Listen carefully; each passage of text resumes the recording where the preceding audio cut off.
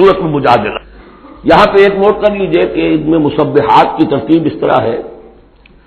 ایک مسبحات میں سے ام المسبحات سورہ حدید، پھر ایک ہے بغیر مسبح تسبیح کے، پھر ایک سورت آئے گی پھر مسبحات میں سے سورہ حشر، پھر ممتحنہ آ جائے گی بغیر تسبیح کے.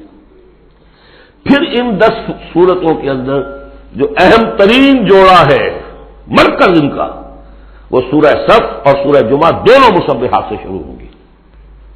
پھر ایک خالی، پھر مسبحات میں سے تغابن، پھر دونوں ایک جوڑا ہے کہ جو بغیر مسبحات کے ہیں، سورہ طلاق اور سورہ تحریم.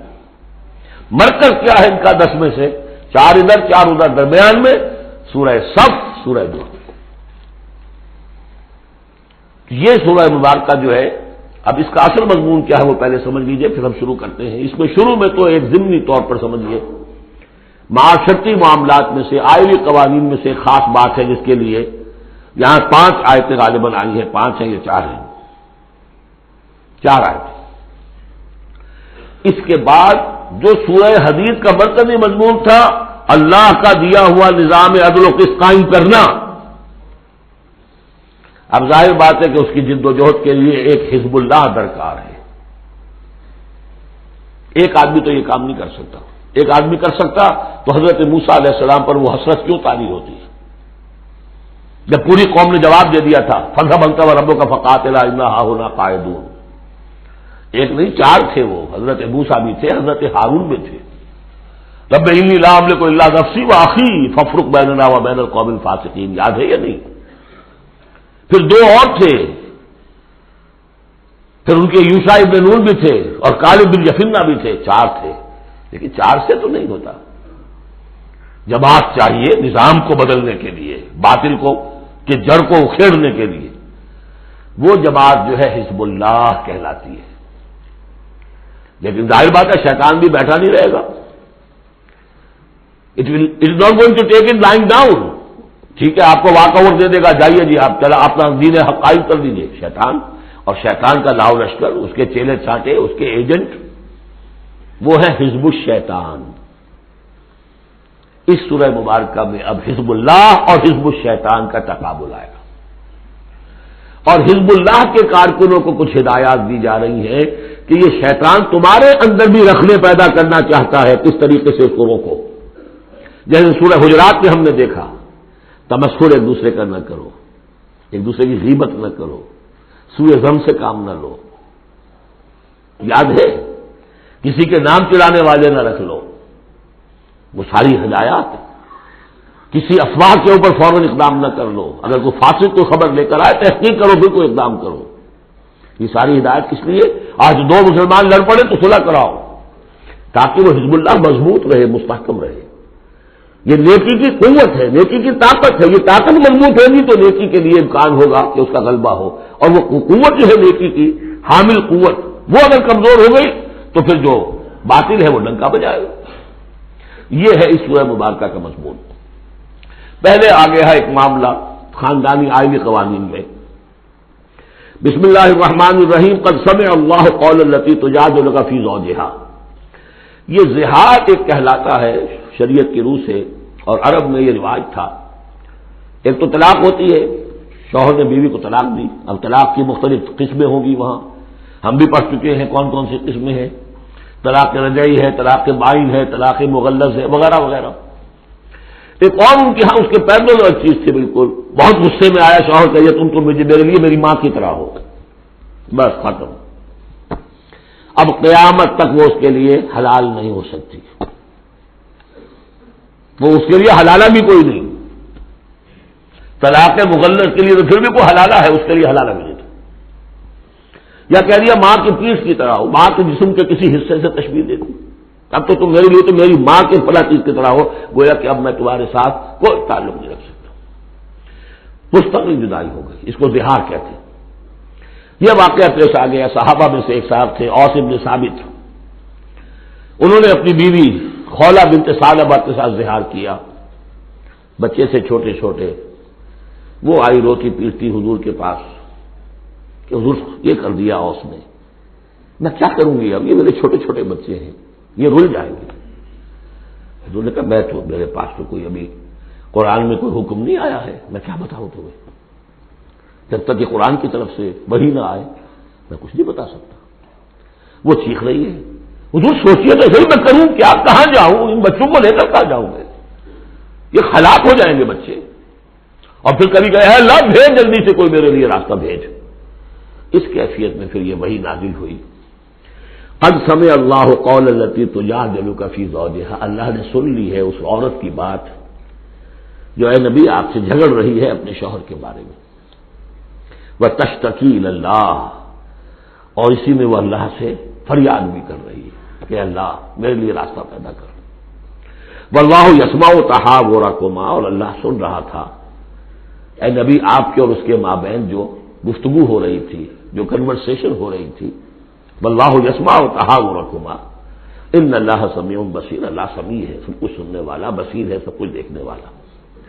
لہذا اب اس خولہ بنت ثعلبہ کی اس فریاد پر اللہ تعالیٰ کی طرف سے رحمت کا دریا جوش میں آیا، مستقل قانون کی حیثیت سے قانون شریعت میں یہ چیز شامل کر دی گئی۔ الذین یظاہرون منکم من نسائہم، اے مسلمانوں تم میں سے جو لوگ اپنی بیویوں کو اپنی ماں کہہ بیٹھے، ماں ہن امہاتہم، وہ ان کی مائیں تو نہیں بن جاتی کہہ دینے سے، جیسے کسی کو بیٹا کہنے سے بیٹا تو نہیں بن جائے گا، وہ منہ بولے بیٹے کی کوئی حیثیت نہیں، اسی طرح یہ ماں کہہ دینا اس سے کوئی معنی نہیں۔ ان امہاتہم الا اللہ ولدنہم، ان کی مائیں تو وہی ہیں جنہوں نے انہیں جنا ہے۔ وانہم لیقولون منکرا من القول والزورا، یقیناً جو بات کہہ رہے ہیں وہ جھوٹی ہے اور بہت ناپسندیدہ بات ہے۔ وَإِنَّ اللَّهَ لَعَفُوٌّ غَفُورٌ، اللہ تعالیٰ عفو ہے، معاف فرمانے والا ہے اور غفور ہے، بخشنے والا ہے۔ کیونکہ ابھی تک یہ رواج تھا، چل رہا تھا، لہذا اگر اور سے یہ بات ہو گئی ہے تو اللہ معاف کرے گا انہیں، اور جس سے بھی ہوئی ہے اس وقت اللہ معاف کرے گا، لیکن اب جو ہے قانون آ رہا ہے۔ وَالَّذِينَ يُظَاهِرُونَ مِن نِّسَائِهِمْ ثُمَّ يَعُودُونَ لِمَا قَالُوا، وہ لوگ کہ جو اپنی بیویوں کو اپنی ماں سے یا اپنی ماں کے جسم کے کسی حصے سے تشبیہ دے بیٹھے اور پھر وہ لوٹنا چاہیں، اعادہ کرنا چاہیں، لما قالوا، جس بات کو انہوں نے کہا تھا اس سے واپس آنا چاہیں، فَتَحْرِيرُ رَقَبَةٍ مِّن قَبْلِ أَن يَتَمَاسَّا، تو ایک غلام کو آزاد کرنا ہوگا اس سے پہلے کہ وہ آپس میں ایک دوسرے کو مس کریں۔ ذالکم توعدون بہ، گویا کہ کفارہ بتا دیا اللہ تعالیٰ نے، اس کا کفارہ ادا کرو اور بس بات ختم۔ ذالکم توعدون، یہی ہے جس کا کہ تمہیں واعظ کہا جا رہا ہے، نصیحت کی جا رہی ہے، ہدایت دی جا رہی ہے۔ واللہ بما تعملون خبیر، اور جو کچھ تم کر رہے ہو اللہ اس سے باخبر ہے۔ ومن لم یجد، تو جو کوئی نہ پائے، کوئی غریب آدمی ہے جس سے کہ یہ حرکت ہو گئی اور وہ ایک، اب اس کے پاس کوئی غلام نہیں ہے، اب غلام خریدے پھر آزاد کرے، اس کے پاس پیسہ نہیں ہے۔ فمن لم یجد فصیام شہرین متتابعین من قبل یتماسا، جس کے پاس نہ ہو یہ اتنی مقدرت تو وہ 2 مہینوں کے روزے رکھے متواتر لگاتار، اس سے پہلے کہ وہ آپس میں ایک دوسرے کو چھوئیں۔ اب یہ بھی بہت سخت سزا ہے، 2 مہینے کے روزے متواتر، بیچ میں کوئی چھوٹے نہ۔ فمن لم یستطع، ایسا بھی ہو سکتا ہے کسی میں اتنی ہمت نہ ہو، کوئی اتنا ضعیف ہے، کوئی بیمار ہے، کسی کو ڈائبٹیز ہے، کچھ اور ہے، وہ روزے نہیں رکھ سکتا۔ فمن لم یستطع فاطعام 60 مسکینا، تو 60 مسکینوں کو کھانا کھلانا، ایک روز کی روزی جو ہے، اور وہ ہو بھی من اوسط ما تطعمون اہلیکم، وہ کھنا ہو کہ تم اپنے اہل و عیال کو کھلاتے ہو، وہ اوسط کھانا۔ ذالک لتؤمنوا باللہ ورسولہ، یہ اس لیے ہے تاکہ تم یقین کرو اللہ پر، اس کے رسول پر۔ میں کافی عرصے تک اور کافی تلاش بھی میں نے کیا کہ اس کا مفہوم کیا ہے، یہ تمہیں دیا جا رہا تاکہ تم ایمان رکھو اللہ پر، اس کے رسول پر، کیا مطلب ہوا؟ بات سمجھ میں آ گئی۔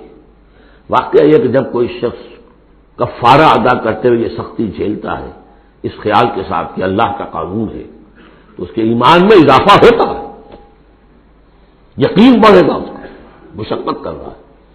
جیسے کہ ایمان سے عمل صالح پیدا ہوتا ہے، عمل صالح سے بھی ایمان پیدا ہوتا ہے۔ یہی بات سورہ حجرات میں ہم دیکھ آئے تھے یمنون علیک ان اسلموا قل لا تمنوا علی اسلامکم بل اللہ یمن علیکم ان ہداکم للایمان ان کنتم صادقین. ایمان کے راستے پر اللہ تمہیں لے آیا ہے، اسلام میں داخل ہو گئے ہو تو ایمان تک بھی پہنچ جاؤ گے، اور یہ اللہ کا بڑا احسان مانو. تو فرمایا ذالک لتؤمنوا باللہ ورسولہ، یہ اس لیے ہے تاکہ تم ایمان پوری طرح تمہارے اندر ایمان اور راسخ ہو جائے اللہ پر اور اس کے رسول پر. وتلک حدود اللہ، یہ اللہ کی حدود ہے. وللکافرین عذاب علیم، اور کافروں کے لیے بہت دردناک عذاب ہے. ان الذين يحادون الله ورسوله كبتوا كما كبت الذين من قبلهم وقد انزلنا آيات بينات وللكافرين عذاب مهين. صدق الله العظيم. جیسا کہ میں عرض کر چکا ہوں، سورہ حدید میں اللہ تعالیٰ کے لائق دیے ہوئے نظام عدل و قسط کے قیام کو، انبیاء کرام کی بعثت، کتابوں کے نزول اور جو میزان اللہ نے عطا فرمائی ہے اس کا مقصد قرار دیا گیا. ظاہر بات ہے کہ اس نظام عدل و قسط کو قائم کرنے کے لیے جد و جہد ایک سعی کرنی پڑے گی، اور اس میں یقیناً رکاوٹ ڈالی جائے گی ان لوگوں کی طرف سے کہ جو ایک غیر عادلانہ نظام میں مفادات اٹھا رہے ہوں، جن کو کہ کچھ پریولیجز حاصل ہوں. مثلا فرض کیجئے کسی معاشرے کے اندر سیاسی ریپریشن ہے، جبر ہے. ظاہر بات ہے وہ ڈکٹیٹر ہیں، کچھ لوگ ہیں کہ جنہوں نے دوسرے لوگوں کو دبایا ہوا ہے، وہ کبھی پسند نہیں کریں گے کہ لوگوں کو ان کے حقوق مل جائیں. یا کسی معاشرے کے اندر زیادہ نمایاں چیز جو ہے وہ معاشی استحصال ہے، اکنامک ایکسپلائٹیشن ہے. نتیجہ کیا ہوگا کہ ایک طبقہ ہوگا غرباء کا، ہیو ناٹس کا، ایک ہوگا ہیوز کا. وہ ہیوز والے جو ہے کبھی نہیں چاہیں گے کہ نظام بدلے، وہ رجسٹ کریں گے ٹوتھ اینڈ نیل. لہذا ایک کشاکش، ایک تصادم ناگزیر ہے. اس تصادم کے لیے دو گروہ نمایاں ہوتے چلے جائیں گے. ایک جو اللہ کے دین پر ایمان رکھنے والے اور جنہوں نے اپنی زندگیوں کو اس کام کے لیے وقف کر دیا ہو کہ اللہ کے دین کو نافذ کریں. دوسرے وہ کہ جو اس کی مخالفت کریں گے. اب ان دونوں کی کشاکش اور دونوں کے لیے علیحدہ علیحدہ عنوان ہیں جو تجویز کیے جا رہے ہیں سورہ مجادلہ میں. ارشاد ہوا ان الذین یحادون اللہ ورسولہ. یہ یحادون یہ بھی حدیث سے ہی بنا ہے. محاددہ باب مفاعلہ، جیسے جوہد سے مجاہدہ، تو محاددہ مقاتلہ باب مفاعلہ، یعنی سخت مخالفت، پوری طاقت کے ساتھ مخالفت. یقیناً وہ لوگ جو پوری قوت کے ساتھ مخالفت کرنے پر تل گئے ہیں اللہ کی اور اس کے رسول کی. اور ظاہر بات ہے کہ اللہ اور اس کے رسول سے مراد اللہ کا دین ہے. اللہ تعالیٰ کی ایک تکوینی حکومت تو پوری دنیا میں ویسے ہی قائم ہے، اللہ کی کوئی کیا مخالفت کرے گا. اللہ کے رسول صلی اللہ علیہ وسلم سے بھی ذاتی پرخاش کسی کو کچھ نہیں تھی، کوئی ذاتی چپکلش نہیں تھی. جیسا کہ سورہ نام میں ہم نے پڑھا ہے وَلَٰكِنَّ الظَّالِمِينَ بِآيَاتِ اللَّهِ يَجْحَدُونَ. یہ تو اللہ کی آیات کا انکار کر رہے ہیں. اے نبی جنگ آپ سے نہیں ہے ان کی، وہ تو ہمارے دین سے ہے. تو یعنی وہ لوگ کہ جو پوری قوت کے ساتھ مقابلہ کر رہے ہیں، مخالفت کر رہے ہیں اللہ کی اور اس کے رسول کی، یعنی اس کے دین کی اور اس کے دین کے قیام کی. دین بھی اگر رکھا رہے کتابوں میں لکھا ہوا اور مزید پی ایچ ڈیز اس پہ آپ کرتے رہیے، کتابیں لکھتے رہیے، تو انہیں کوئی اعتراض نہیں. لیکن جب آپ یہ کہیں گے کہ اس دین کو قائم کرنا ہے تو یہ ہے بات کہ جو بہرحال ٹھنڈے پیٹوں برداشت نہیں کی جا سکتی. ان الذین یحادون اللہ ورسولہ کبتوا کما کبت الذین من قبلہم. وہ خوار ہو گئے، تباہ ہو گئے جس طریقے سے کہ ان سے پہلے کے لوگ تباہ ہوئے تھے. یعنی یہ کہ جیسے قوم فرعون تباہ ہوئی، قوم نوح تباہ ہوئی، قوم ہود تباہ ہوئی، جس نے بھی مخالفت کی اللہ کی اور اس کے رسول کی، ان کا جو انجام ہوا وہ تمہیں معلوم ہے. وقد انزلنا آیات بینات، اور ہم اتار چکے ہیں روشن آیات. یعنی مکی صورتوں میں یہ سارے واقعات آ چکے ہیں. بڑی بڑی قومیں جو تم سے کہیں بڑھ کر اے قریش اور اے عرب کے مشرکوں تم سے کہیں بڑھ کر زیادہ طاقتور تھے، ان کو ہم نے ہلاک کیا. وللکافرین عذاب مہین، یہ تو دنیاوی عذاب تھا جو ان پر آیا، ابھی ان کے لیے عذاب مہین جو ہے ذلت والا عذاب آخرت کے اندر ہے. یوم یبعثہم اللہ جمیعا فینبئہم بما عملوا، جس دن کہ اللہ تعالیٰ ان سب کو اٹھائے گا بعث بعد الموت، اور پھر انہیں جتلا دے گا جو انہوں نے عمل کیے تھے. احصاہ اللہ ونسوہ، اللہ نے تو ان کو محفوظ رکھا ہوا تھا، ان کا ریکارڈ تھا، ایک ایک عمل ان کا جو ہے وہاں پر موجود تھا. ونسوہ، وہ بھول بھی چکے تھے کہ انہوں نے کیا کیا زیادتیاں کی ہیں، کیا کیا حرام خوریاں کی ہیں، وہ تو بھول چکے تھے. واللہ علی کل شیء شہید، اور اللہ تعالیٰ تو ہر چیز پر گواہ ہے، خود نگران ہے. الم تر ان اللہ یعلم ما فی السماوات و ما فی الارض، کیا تم نہیں دیکھتے کہ اللہ تعالیٰ تو جانتا ہے جو کچھ بھی ہے آسمانوں میں اور جو کچھ بھی ہے زمین میں. ما یکون من نجوا ثلاثۃ الا هو رابعهم، نہیں ہوتے کبھی بھی تین آدمی سرگوشیاں کرتے ہوئے مگر یہ کہ ان کا چوتھا اللہ ہوتا ہے. جماعتی زندگی میں ایک بڑا فتنہ پیدا ہو جاتا ہے کہ گروپ بندی ہو جائے، اور پھر وہ گروپس جو ہیں خفیہ جو ہے چیمیں گوئیاں شروع کر دیں. ایک جماعت ہے، اس جماعت میں ظاہر بات ہے اختلاف رائے بھی ہو سکتا ہے، لیکن اختلاف رائے کے لیے جو فورم ہے جہاں اختلاف رائے کا اظہار ہونا چاہیے وہاں اختلاف کیا جائے، اس کے قواعد و ضوابط کو مضبوط رکھتے ہوئے. اس کی بجائے پرورٹڈ ذہنیت جو ہوتی ہے، تخریبی ذہنیت ہوتی ہے، وہ یہ ہے کہ اپنی ایک علیحدہ سی لابی بنا کر اور اپنے ہی مشورے کر رہے ہیں، گفتگویں کر رہے ہیں، تاکہ اپنے خیال میں تو اور پختہ سے پختہ ہوتے چلے جائیں. اگر عام ڈائلاگ ہو تو اس میں تو پورا موقع ہوتا ہے کہ آج آپ کو کوئی خیال آیا ہے لیکن کل آپ کو اس کی غلطی آپ پر واضح ہو جائے، اور جو دوسرا خیال ہے آپ اس کے قائل ہو جائے کہ نہیں وہ بات واقعی میری سمجھ میں نہیں آئی تھی، اب سمجھ میں آ گئی ہے. لیکن اگر اس کی بجائے اوپن ڈائلاگ کی بجائے اگر یہ خفیہ سرگوشیاں شروع ہو جائیں تو یہ گویا کہ پھر اس جماعت کے لیے یہ ایک بہت بڑا سمجھیے کہ سم میں قاتل ہے، زہر ہے، مہلک زہر. تو اس کا ذکر ہو رہا ہے.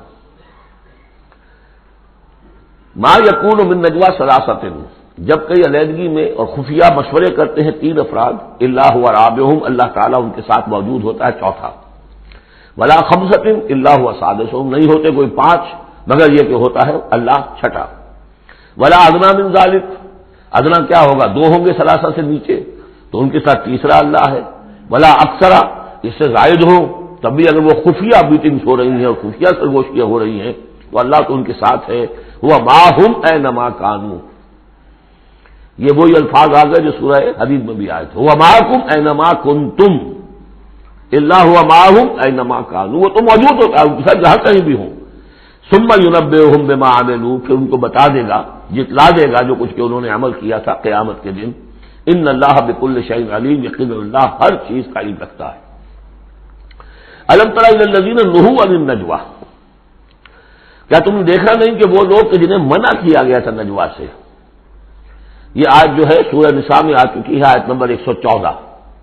لا خیر فی کثیر من نجواہم، اب اس سے ثابت ہو گیا کہ یہ سورہ مجادلہ اس کے بعد نازل ہو رہی ہے، اس لیے کہ اس کے بارے میں اشارہ کیا جا رہا ہے کہ ان کو منع کیا گیا تھا نجوا سے.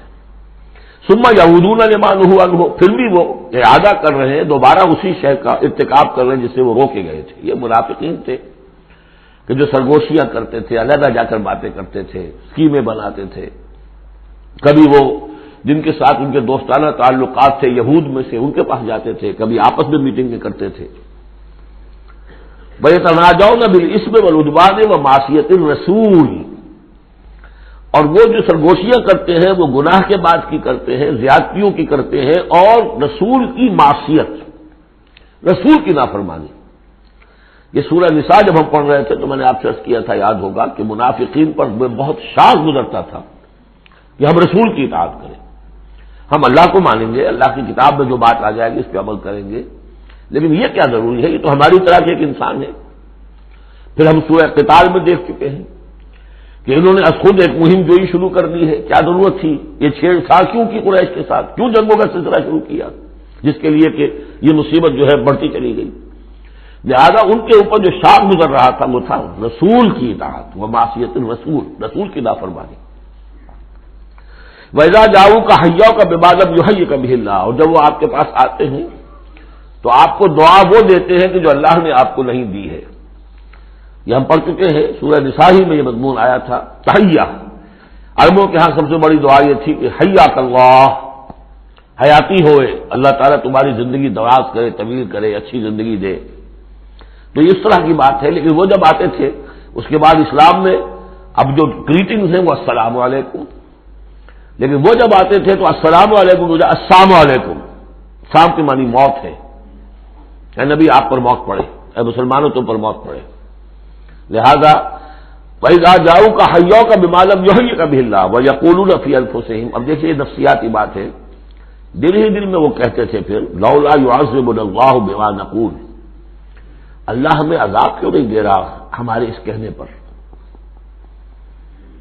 اس کا کیا مطلب ہے؟ یہ رسول نہیں ہے۔ اگر رسول ہوتے تو ہماری اس گستاخی پر فوراً ہماری زبانیں کھینچ لیتا اللہ تعالیٰ۔ یہ ہے وہ چیز جس سے کہ ہم نے سورہ حدید میں دیکھا تھا کہ پھر وہ جو تھوڑی بہت پونجی ایمان کی ہوتی ہے وہ بھی برف کی طرح پگھلنی شروع ہو جاتی ہے، زائل ہونی شروع ہو جاتی ہے۔ ایک شرارت کی، السلام علیکم یا رسول اللہ کہا، پھر اس کے بعد ہمیں پکڑ تو کوئی نہیں ہوئی، اس کا مطلب یہ اللہ کے رسول نہیں ہے۔ اللہ کے رسول ہوتے تو اللہ اپنے رسول کی یہ توہین اور یہ استہزاء کا بھی برداشت نہ کرتا۔ حسبہم جہنم، ان کے لیے تو اب جہنم ہی کافی ہے، موزوں ہے۔ یصلونہا، اس میں وہ داخل ہوں گے، فبئس المصیر، اور بہت برا ٹھکانہ ہے۔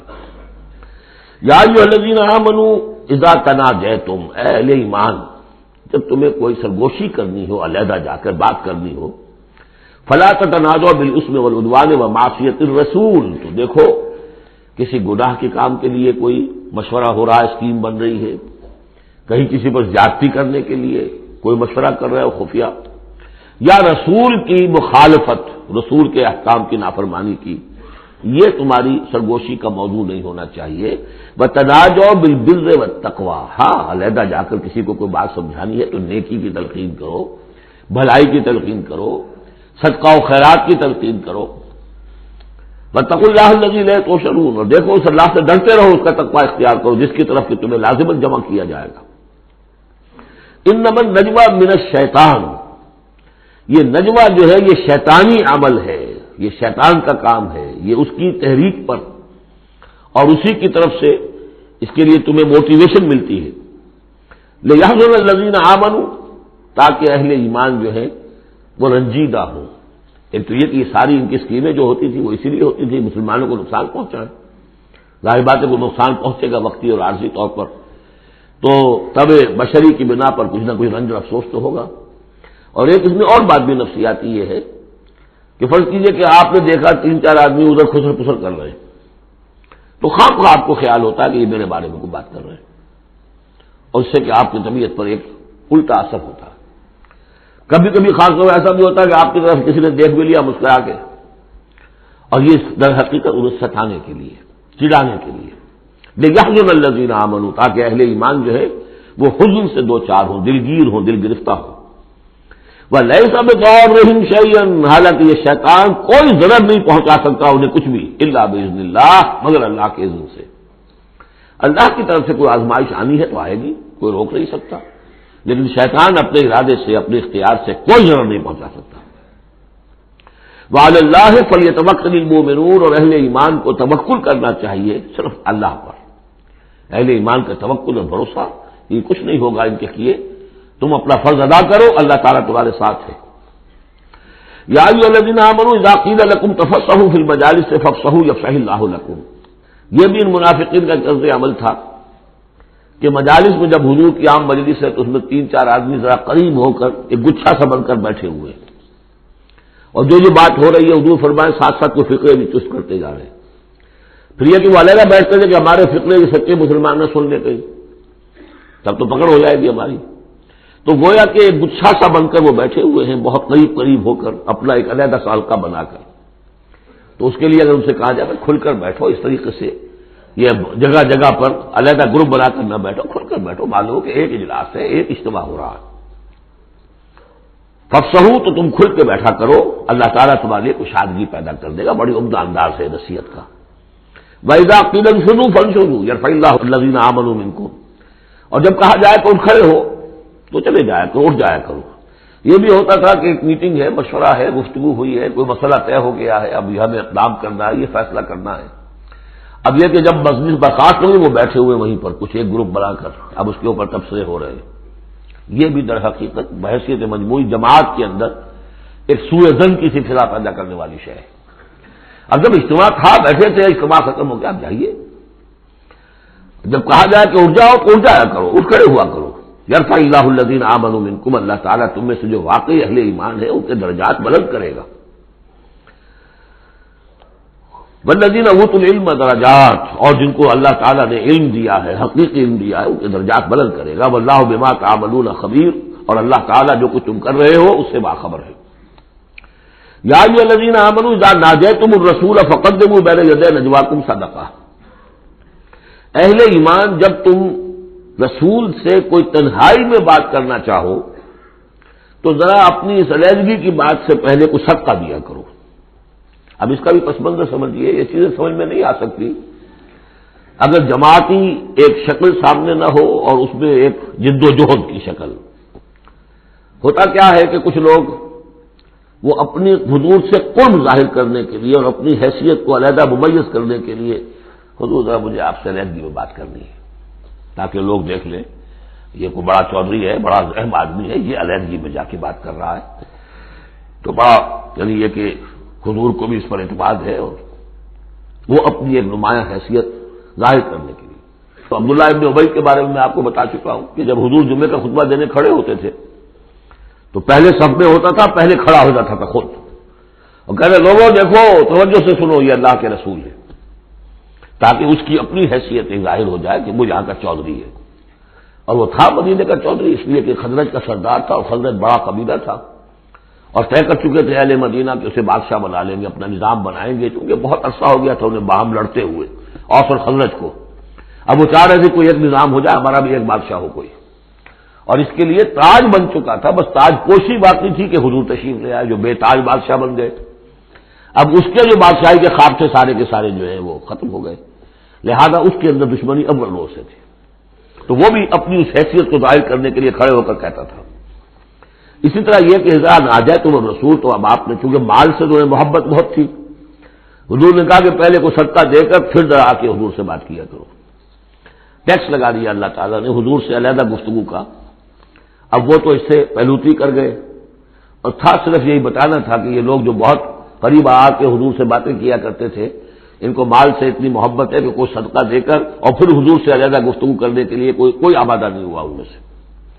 حضرت علی کہتے ہیں رضی اللہ تعالیٰ عنہ، میں واحد شخص تھا جس نے حضور سے تنہائی میں گفتگو کے لیے آپ سے وقت مانگا اور صدقہ جو ہے اس کو پیش کیا، لیکن اللہ تعالیٰ نے جلد ہی اس حکم کو جو ہے منسوخ بھی کر دیا، یہ حکم بہت جلدی منسوخ ہوا ہے۔ یا ایھا الذین آمنوا اذا ناجیتم الرسول فقدموا بین یدی نجواکم صدقہ ذالک خیر لکم واطہر، یہ تمہارے لیے بہت بہتر بھی ہے اور بہت پاکیزہ بات ہے۔ فإن لم تجدوا فإن اللہ غفور رحیم، ہاں اگر تم غریب ہو، تمہیں نہیں تمہارے پاس کوئی شے ہے تو اللہ تعالیٰ غفور و رحیم ہے، یہ گنجائش رکھتی تھی۔ لیکن ظاہر بات ہے منافقین تو غریب نہیں تھے، وہ تو متمول لوگ تھے، مرفع الحال لوگ تھے۔ اس کے بعد فرمایا اشفقتم ان تقدموا بین یدی نجواکم صدقات، کیا تم ڈر گئے اس سے کہ رسول کے ساتھ اپنی تنہائی کی بات اور ملاقات سے پہلے کوئی صدقہ دو؟ فَإِذْ لَمْ تَفْعَلُوا وَتَابَ اللَّهُ عَلَيْكُمْ، تو جب تم نے یہ نہیں کیا تو اللہ تعالیٰ نے بھی تمہاری توبہ کو قبول کیا، تم پر نظر عنایت فرمائی۔ فَأَقِیمُوا الصَّلَاةَ وَآتُوا الزَّکَاةَ وَأَطِیعُوا اللَّهَ وَرَسُولَهُ، تو بس ٹھیک ہے نماز قائم رکھو، زکوٰۃ ادا کرو اور اللہ اور اس کے رسول کی اطاعت کرتے رہو۔ وَاللَّهُ خَبِیرٌ بِمَا تَعْمَلُونَ، اللہ باخبر ہے اس سے کہ جو تم کر رہے ہو۔ تو یہ حکم آیا بہت عارضی طور پر اور بہت جلد ختم بھی کر دیا گیا، لیکن یہ کہ اس سے وہ لوگ نمایاں ہو گئے کہ جو پہلے بہت ہی بار بار آتے تھے اور علیحدہ سے مشورے کرتے تھے اور اپنی ایک حیثیت جو ہے اس کا اظہار اس طریقے سے کیا کرتے تھے، جب اس حکم کے بعد چند دن تک وہ نہیں آئے تو معلوم ہو گیا ہوگا اور پھر ان کو بھی شرم آئی ہوگی کہ اب دوبارہ ہم وہ کام نہ کریں۔ الم تر الی الذین تولوا قوما غضب اللہ علیہم، کیا تم نے غور نہیں کیا کہ وہ لوگ کہ جنہوں نے دوستی گانٹھی ہے ان سے کہ جن پر اللہ کا غضب ہے۔ یہاں مراد کون ہے؟ یہودی کون ہے؟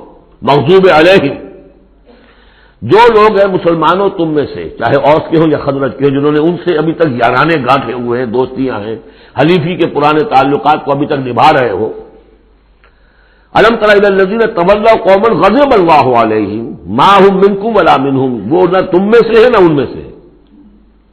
یہ منافقین کا یہ رول، لا الہ الا ولا الہ الا، مذبذبین بین ذلک، کی سورہ نساء میں ہم پڑھ چکے ہیں۔ وَيَحْلِفُونَ عَلَى الْكَذِبِ وَهُمْ يَعْلَمُونَ، اور وہ جانتے بوجھتے جھوٹے حلف اٹھاتے ہیں، قسمیں کھاتے ہیں، جھوٹی قسمیں کھاتے ہیں۔ أَعَدَّ اللَّهُ لَهُمْ عَذَابًا شَدِيدًا، اللہ تعالیٰ نے تیار کر رکھا ہے ان کے لیے ایک سخت عذاب۔ إِنَّهُمْ سَاءَ مَا كَانُوا يَعْمَلُونَ، یقیناً جو طرز عمل وہ اختیار کیے ہوئے ہیں وہ بہت ہی برا ہے۔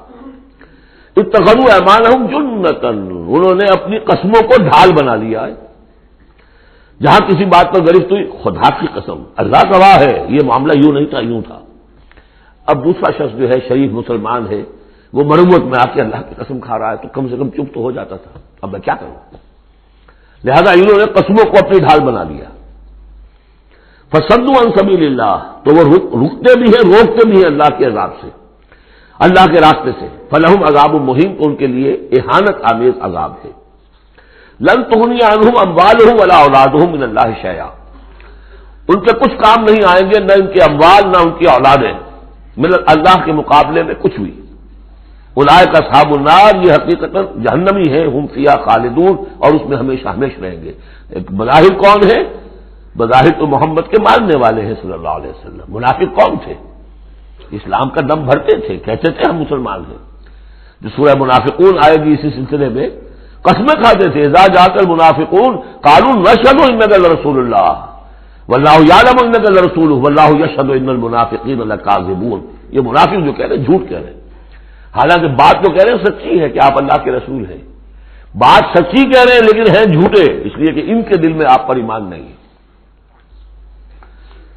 یوم یبعثہم اللہ جمیعا، جس دن کہ اللہ تعالیٰ ان سب کو اٹھائے گا، فیحلفون لہ کما یحلفون لکم، تو وہ اللہ کے سامنے بھی اسی طرح کی جھوٹی قسمیں کھائیں گے جیسے کہ آج تمہارے سامنے کھا رہے ہیں۔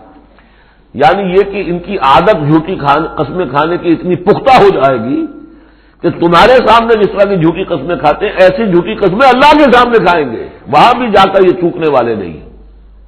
یحلفون لکم، جیسے تمہارے یہ قسمیں کھاتے ہیں، یحسبون انہم علی شیء، اور سمجھیں گے کہ ہم ہیں کسی نہ کسی بات پر، ہماری بھی کوئی حیثیت ہے، بہرحال ہم نے بھی کچھ نہ کچھ تو کام کیا تھا، ہم نے نمازیں پڑھی تھی، ہم نے روزے رکھے تھے، ہم نے آخر ایک وقت میں ہم اسلام قبول کیا تھا ہم نے۔ وَيَحْسَبُونَ أَنَّهُمْ عَلَىٰ شَيْءٍ أَلَا إِنَّهُمْ هُمُ الْكَاذِبُونَ، آگاہ ہو جاؤ کہ وہ حقیقت میں جھوٹے ہیں۔ استحوذ علیہم الشیطان، شیطان نے ان کو اپنے قابو میں کر لیا ہے، شیطان نے قابو پا لیا ہے ان پر۔ فَأَنسَاهُمْ ذِكْرَ اللَّهِ، اور انہیں غافل کر دیا ہے، بھلا دیا ہے انہیں اللہ کی یاد۔ اولئک حزب الشیطان، جان لو کہ یہ ہے شیطان کی پارٹی، یعنی شیطان کی پارٹی جو ہے، ایک تو وہ ہے کہ جو کھلم کھلا سامنے سے وار کرنے والے ہیں، مشرکین مکہ تھے، کھلم کھلا جو بھی کر رہے تھے حضور کے خلاف، کھلم کھلا اقدام تھا ان کا۔ انہوں نے اپنی گردنیں کٹوائیں اپنے باطل معبودوں کے لیے، اپنے دین کے لیے، اپنے جو بھی ان کے توہمات تھے ان کے لیے۔ ایک یہ تھے یہودی، اور تیسرے تھے جو مسلمانوں کے اندر یہ ففتھ کالمسٹ عنصر جو تھا، کہ جو منافقین پر مشتمل تھا۔ ان کا اور معاملہ کھل کر آئے گا مزید اگلی صورت میں سورہ حشر میں۔ یہ وہ لوگ ہیں جو مسلمانوں کے اندر ہوتے ہوئے حزب الشیطان کے اصل میں رکن تھے۔ اولئک حزب الشیطان الا ان حزب الشیطان هم الخاسرون، آگاہ ہو جاؤ کہ یہ شیطان کی پارٹی والے جو ہیں حقیقت میں یہی ہوں گے خسارے میں، یہی رہیں گے گھاٹے میں، یہی ہوں گے تباہ و برباد۔ اب یہ سائملٹینیس کنٹراسٹ ہے، جب حزب الشیطان کی یہ کارروائیاں اور ان کے یہ مختلف علامتیں بیان کر دی گئی تو حزب اللہ کا ذکر ہو رہا ہے۔ ان الذین یحادون اللہ ورسولہ اولئک فی الاذلین، ابھی انہی کا ذکر جاری ہے۔ یقیناً وہ لوگ جو مخالفت کر رہے ہیں اور ایڑی چوٹی کا زور لگا رہے ہیں، یحادون اللہ ورسولہ اولئک فی الاذلین، یہ لوگ ہوں گے جو سب سے زیادہ ذلیل ہو کر رہیں گے، سب سے زیادہ ذلیل، اذل۔ اور سمجھ لیجئے کہ یہی بات سورہ نساء میں ہے، ان المنافقین فی الدرک الاسفل من النار، یقیناً منافقین جو ہے وہ آگ کے سب سے نچلے طبقے میں ہوں گے۔ اب وہ مضمون آ گیا جو اس سے پہلے سورہ صافات میں بھی آ چکا ہے، اور بہت اہم ہے یہ مضمون، اور اہم مضامین میں نے کئی مرتبہ عرض کیا قرآن مجید میں کم سے کم 2 جگہ ضرور ہوتے ہیں۔ کتب اللہ لأغلبن انا ورسلی، اللہ نے طے کر دیا ہے، لکھ دیا ہے، میں لازماً میں اور میرے رسول غالب آئیں گے۔ سورہ صافات میں ہم پڑھ چکے ہیں، وَلَقَدْ سَبَقَتْ كَلِمَتُنَا لِعِبَادِنَا الْمُرْسَلِينَ إِنَّهُمْ لَهُمُ الْمَنْصُورُونَ وَإِنَّ جُنْدَنَا لَهُمُ الْغَالِبُونَ۔ یہ بات تو ہماری طرف سے پہلے ہی سے طے شدہ ہے کہ جنہیں بھی ہم رسول بنا کر بھیجیں گے ان کے بارے میں ہمارا یہ قانون ہے، اٹل ہے۔ وَلَقَدْ سَبَقَتْ كَلِمَتُنَا لِعِبَادِنَا الْمُرْسَلِينَ إِنَّهُمْ لَهُمُ الْمَنْصُورُونَ، کہ یقیناً ان کی مدد کی جائے گی۔ وَإِنَّ جُنْدَنَا لَهُمُ الْغَالِبُونَ، وہ تو ہمارا لشکر ہے، حزب اللہ ہے، ہماری پارٹی ہے، رسول اور اس کے ساتھی وہ تو ہماری پارٹی ہے، ہمارا لشکر لازماً غالب آئے گا۔ یہاں بھی فرمایا ان الذین یحادون اللہ ورسولہ اولئک فی الاذلین، وہ تو نہایت ذلیل ہوں گے۔ کتب اللہ لأغلبن انا ورسلی، اللہ نے لکھ دیا ہے کہ میں اور میرے رسول غالب آ کر رہیں گے۔ ان اللہ قوی عزیز، بے شک اللہ تعالیٰ زبردست ہے، زور آور ہے۔ اب اس میں جو لٹمس ٹیسٹ آ رہا ہے حزب اللہ میں ہے کون، اس میں جو سب سے بڑی بات ہے وہ یہ کہ اپنے سابقہ رشتوں کو، چاہے وہ باپ ہو، بیٹا ہو، بھائی ہو، حلیف ہو، دوست ہو، اگر وہ ایمان نہیں لایا اور آپ کے ایمان کی تلوار نے آپ کے اور اس کے درمیان کے رشتے کو کاٹ دیا، تب تو آپ حزب اللہ میں ہیں، اور اگر وہ رشتہ جو ہے لگا رہا آپ کے ساتھ تو آپ حزب اللہ میں نہیں ہیں۔ لٹمس ٹیسٹ یہ ہے، یکسو ہونا۔ لا تجد قوما یؤمنون باللہ والیوم الآخر یوادون من حاد اللہ ورسولہ، تم نہیں پاؤ گے ان لوگوں کو جو حقیقتاً ایمان رکھتے ہوں اللہ پر اور یوم آخر پر کہ وہ محبت کر رہے ہیں ان سے جو مخالفت کرتے ہیں اللہ کی اور اس کے رسول کی۔ سیدھی سی بات ہے۔ ایک وہ کفار ہیں جو انرٹ ہوں، پیسو ہوں، آپ کے خلاف کوئی اقدام نہ کر رہے ہوں، اسلام کے خلاف ان کا معاملہ علیحدہ ہو جائے گا، یہ سورہ ممتحنہ میں آئے گا۔ لیکن وہ لوگ جو ایکٹیو ہیں، ریزسٹ کر رہے ہیں، اسلام کے خلاف جدوجہد کر رہے ہیں، اگر ان کے ساتھ بھی کوئی دوستی کا رشتہ ہے تو پھر حزب اللہ سے آپ خارج ہو گئے۔ لا تجد قوما یؤمنون باللہ والیوم الآخر یوادون من حاد اللہ ورسولہ، نہیں پاؤ گے تم کسی بھی شخص کو جو ایمان رکھتا ہو اللہ پر اور یوم آخر پر کہ وہ محبت کی پیگیں بڑھا رہا ہو ان سے کہ جن کی مخالفت ہے اللہ سے اور اس کے رسول سے۔ وَلَوْ كَانُوا آبَاءَهُمْ، خواہ وہ ان کے باپ ہوں، او ابناءہم یا ان کے بیٹے ہوں، او اخوانہم یا ان کے بھائی ہوں، او عشیرتہم یا ان کے رشتہ دار ہوں۔ اب وہی نوٹ کر لیجیے آیت سورہ توبہ کی آیت نمبر 24، قل ان کان آباؤکم وابناؤکم واخوانکم وازواجکم وعشیرتکم واموال اقترفتموها وتجارۃ تخشون کسادها ومساکن ترضونها احب الیکم من اللہ ورسولہ وجہاد فی سبیلہ۔ اللہ کی محبت کے تو آپ بڑے دعوے کر سکتے ہیں، رسول کی محبت کے، رسول کے عشق کے بڑے بڑے دعوے آپ کر سکتے ہیں، لمبے لمبے جلوس نکال سکتے ہیں، بڑی بڑی محفلیں بیعت منعقد کر سکتے ہیں، نعتوں کے اندر زمین آسمان کے کلامیں ملا سکتے ہیں۔ اصل میں جو ٹیسٹ ہوگا کہ واقعتاً اللہ سے اور اس کے رسول سے محبت ہے یا نہیں ہے تو جہاد فی سبیلہ سے ہوگا، وہ تو ٹھوس ہے۔ تو اگر وہ 8 چیزوں کی محبت ان 3 چیزوں کی محبت سے بڑھ گئی فتربصوا، تو جاؤ انتظار کرو، حتی یاتی اللہ بامرہ، یہاں تک کہ اللہ اپنا فیصلہ سنا دے۔ واللہ لا یہدی القوم الفاسقین، اللہ ایسے ناہنجاروں کو ہدایت نہیں دیتا۔ تقریباً اس کی ہم بدن آیت ہے یہ، لا تجد قوما یؤمنون باللہ والیوم الآخر یوادون من حاد اللہ ورسولہ ولو کانوا آباءہم او ابناءہم او اخوانہم او عشیرتہم اولئک کتب فی قلوبہم الایمان وایدہم بروح منہ۔ یہ وہ لوگ ہیں جن کے دلوں میں اللہ نے ایمان لکھ دیا ہے۔ لکھ دینا کسی چیز کا پختہ کر دینا، طے کر دینا، لکھ دیا ہے۔ نقش فی الحجر، جیسے کہ پتھر میں لکیر ہو جائے، ایسا اللہ نے اس کو لکھ دیا ہے۔ وَأَيَّدَهُم بِرُوحٍ مِّنْهُ، اور پھر ان کی مدد کی ہے اللہ تعالیٰ نے اپنی طرف سے، اپنے غیب کے فیض سے، روح سے۔ اب یہ روح فرشتہ بھی ہو سکتا ہے، یا اللہ تعالیٰ کی طرف سے الہام بھی ہو سکتا ہے، تو جو بھی اللہ کی طرف سے غیر مرئی جو بھی مدد آتی ہے وہ سب روح ہے۔ وَيُدْخِلُهُمْ جَنَّاتٍ تَجْرِی مِن تَحْتِهَا الْأَنْہَارُ خَالِدِینَ فِیہا، اور وہ داخل کرے گا انہیں ان باغات میں جن کے دامن میں ندیاں بہتی ہوں گی اور جس میں وہ ہمیشہ ہمیشہ رہیں گے۔ رضی اللہ عنہم ورضوا عنہ، وہ اللہ سے راضی ہو جائیں گے اور اللہ ان سے راضی ہو جائے گا، یا یوں کہیے کہ وہ اللہ سے راضی ہو چکے اور اللہ ان سے راضی ہو چکا۔ اولئک حزب اللہ، اب یہ آیا ہے کنٹراسٹ، وہ حزب الشیطان، یہ حزب اللہ۔ اولئک حزب اللہ، یہ ہے اللہ کی پارٹی، اللہ کی جماعت۔ الا ان حزب اللہ هم المفلحون، آگاہ ہو جاؤ کہ یقیناً اللہ کی جماعت جو ہے وہی فلاح پانے والی ہے، اللہ کی پارٹی ہی کے لیے آخری کامیابی ہے۔ یہ مضمون اس سے پہلے سورہ مائدہ میں بھی آ چکا۔ فإن حزب اللہ هم الغالبون، وہاں آیا فإن حزب اللہ هم الغالبون، اللہ کی پارٹی ہی غالب آ کر رہے گی۔ لیکن دنیا میں غالب آ جانا در حقیقت اگرچہ یہ بڑی کامیابی ہے، لیکن سب سے بڑی کامیابی تو وہ فلاح ہے۔ اولئک الا ان حزب اللہ هم المفلحون، وہ انہیں کو فلاح ملنے والی ہے کہ جو اللہ کی پارٹی سے متعلق ہوں گے۔